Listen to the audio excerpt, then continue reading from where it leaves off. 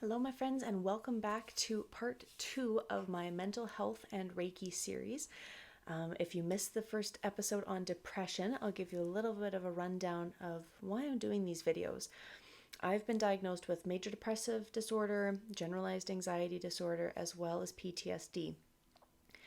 And as a Reiki master now, I specialize in mental health and trauma treatment because it's so near and dear to my heart. And I wish that I would have known this information sooner. So I'm trying to share, again, these videos are channeled messages. I'm a medium, I communicate with spirit, and they've really been giving me this push to share more information, to really get this info out there that all illness has an energetic source. So today we're going to look at anxiety and what does anxiety mean? What chakra does it relate to?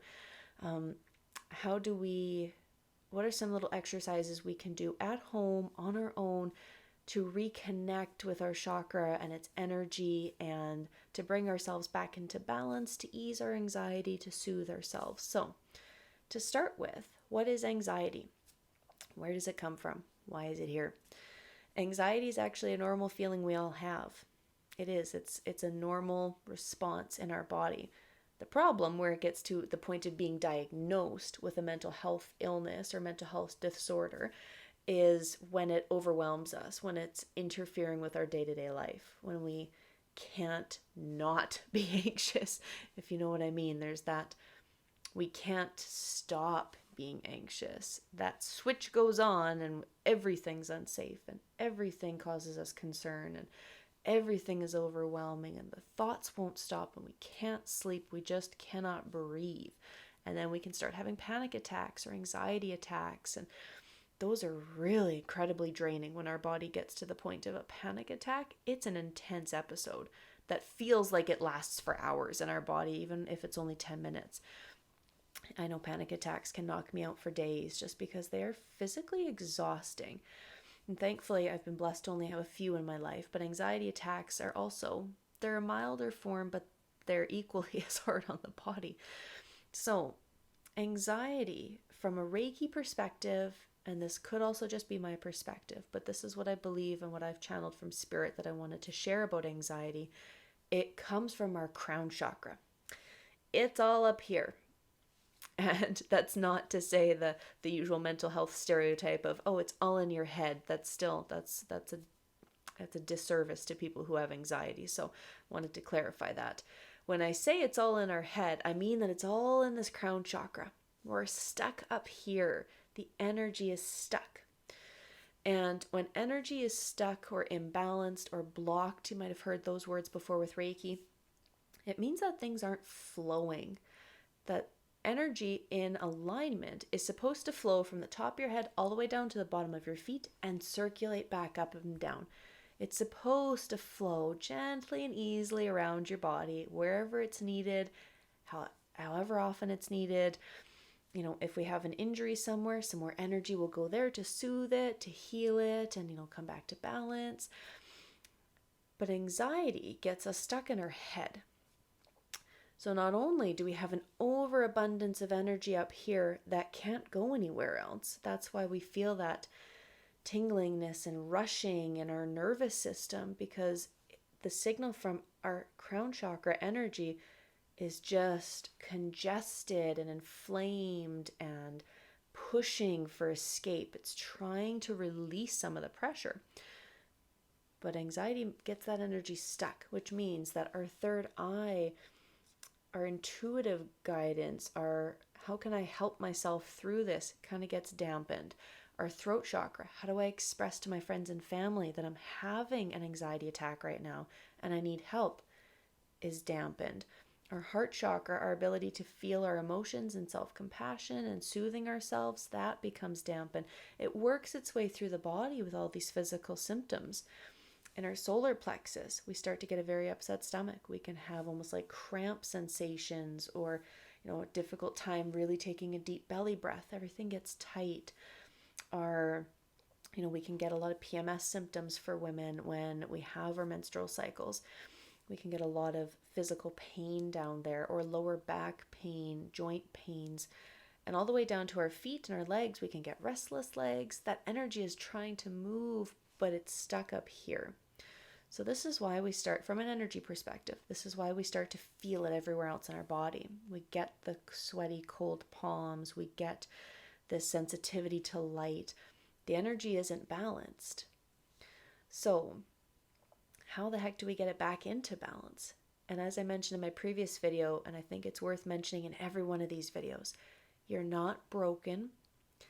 This is a normal response the body is having, but we're just getting stuck in it. So I don't want you to treat your body as though it's the enemy, because that's hard. That further disconnects us from our healing and from our ability to heal when we start attacking our body and judging ourselves and saying, my body's betraying me. Like, look at all these physical pains and symptoms. Something's wrong. Something is wrong. That's usually the point when we start to go see the doctor. And anxiety and depression, any kind of mental illness, another thing to mention is it's not our fault. Most of us live our lives very unconsciously. We live not paying attention to our body's signals to rest. We live in a society and in a world that values rushing and being stressed. And if you just work hard enough, you'll get riches and money and everything you've ever desired. If you just can find that magic level of work ethic and pushing yourself to the brink of exhaustion, you'll be rewarded with a financial payout, or, your wife and kids will love you and you'll have the best car and you'll be able to go on vacations. Society really does not take self-care into account. It just doesn't. Self-care is not coveted. That's not, according to media and our world, that's not what's going to get you the wealth and the riches and, the beautiful family and house on the hill. So we're quite conditioned from a young age to be in anxiety, because that seems to be the pièce de résistance. Like, that just seems to be what we all desire and crave, is if I could just be anxious enough, I'm doing something right, which is so counterintuitive to the body. The body is trying to keep up with all of this stress, and eventually we burn out. We need time to rest. We need time to sit still. We need time to let those thoughts out in a safe place with friends, a cold drink, a nice, evening outside together on the patio. You need those moments of community and connection, but stillness. And anxiety does not tell us that we can be still and be safe. It says, if you stop, you're going to just go completely off the rails. Everything's going to get so much worse. That's at least what my anxiety says. It's almost as if it wants to feed itself. If I stop being anxious, if I stop being hypervigilant, my whole life's going to fall apart. I don't know if that resonates with anybody else, but it deeply resonates with me. This feeling that if I give up the anxiety, if I stopped worrying, that means I don't care. If I stop worrying about my kids, that means I don't love them. If I stop worrying about my finances, well, that means I'm irresponsible. Anxiety loves to send us those little lies to say, you have to be at a 10 out of 10 every second of your day to live. And it's simply not true. We can operate quite happily at a 2 or 3 out of 10 because that's where our body is supposed to be.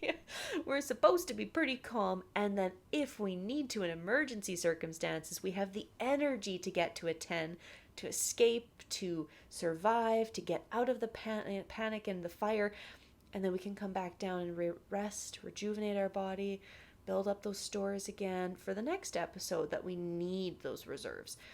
But when anxiety keeps us constantly burning all cylinders, burning the midnight oil, constantly awake and alert, we don't have that ability to jump at threats. We don't have the ability to respond to stressful events in our life anymore because we're already acting as if everything in life is a stressful event.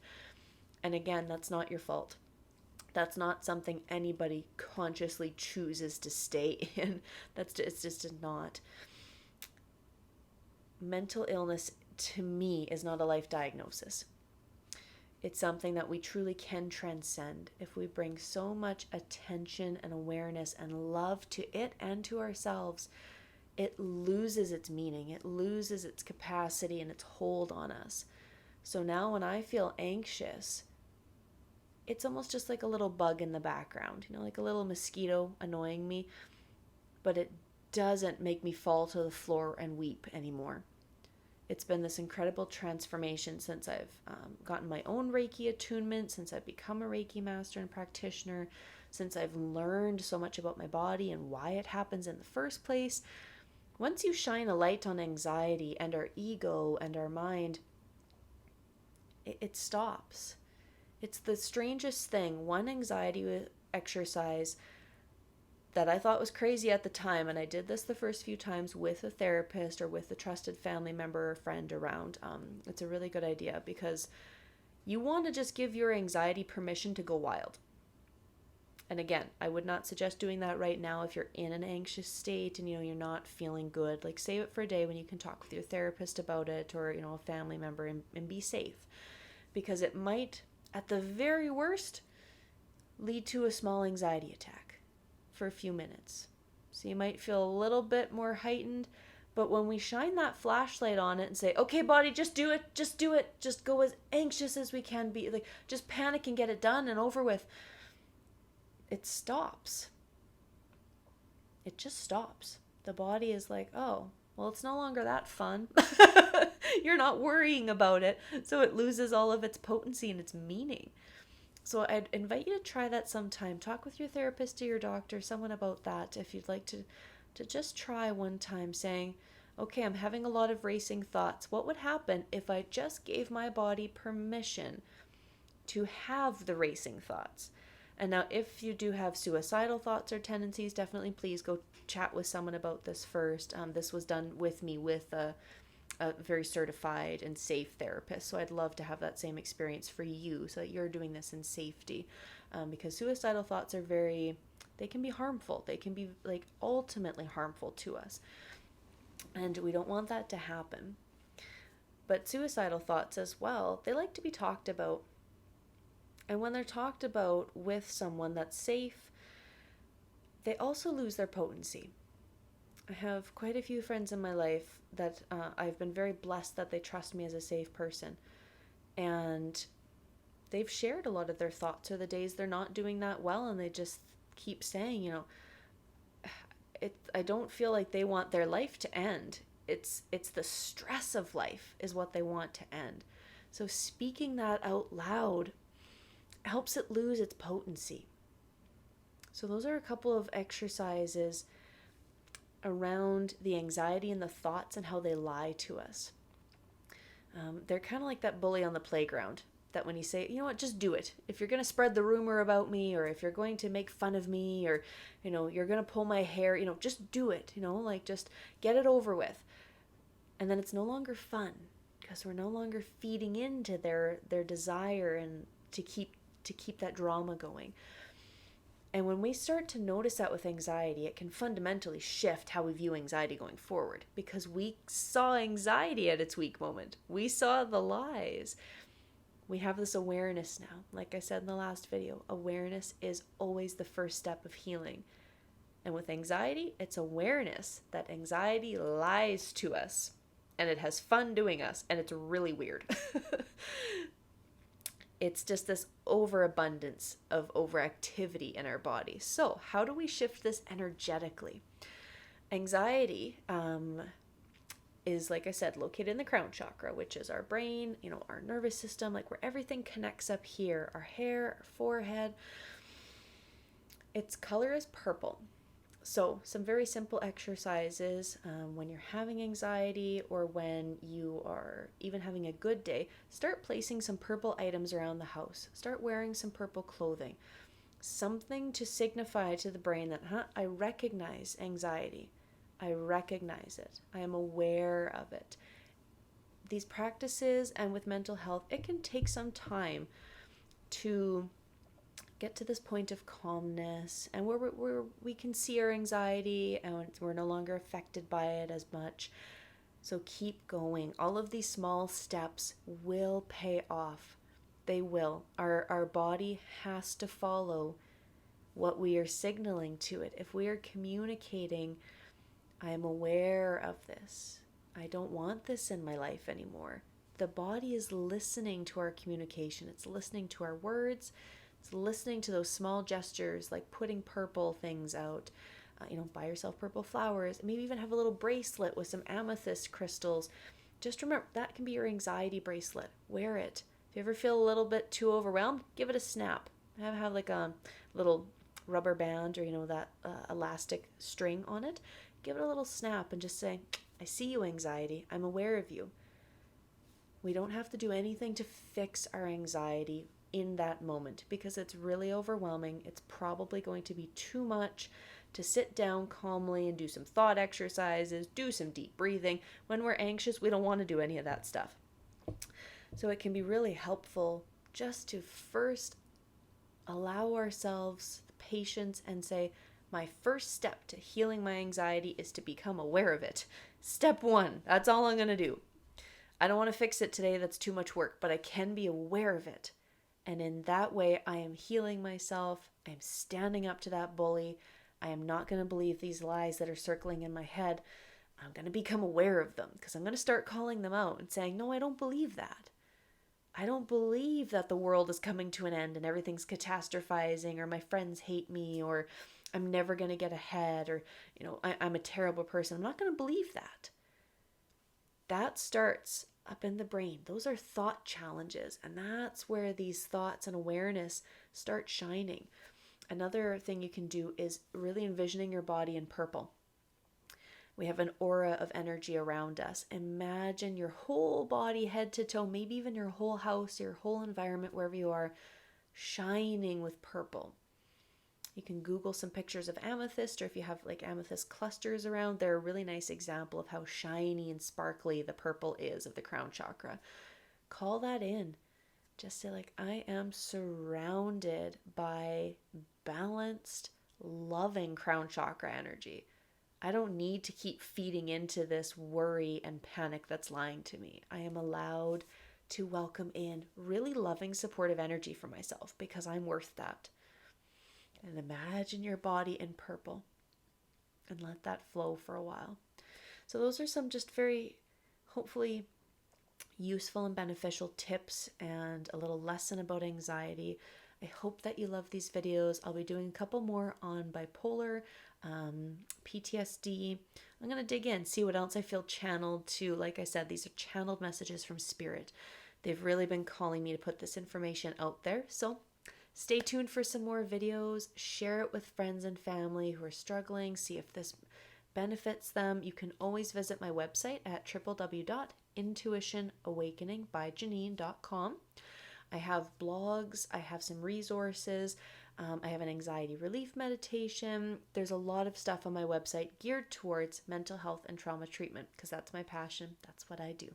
So today, sending you and your anxiety and your depression or your mental illness so much love because you deserve it and you are worth healing, and healing is possible. Love you, and we will see you again shortly. Bye-bye.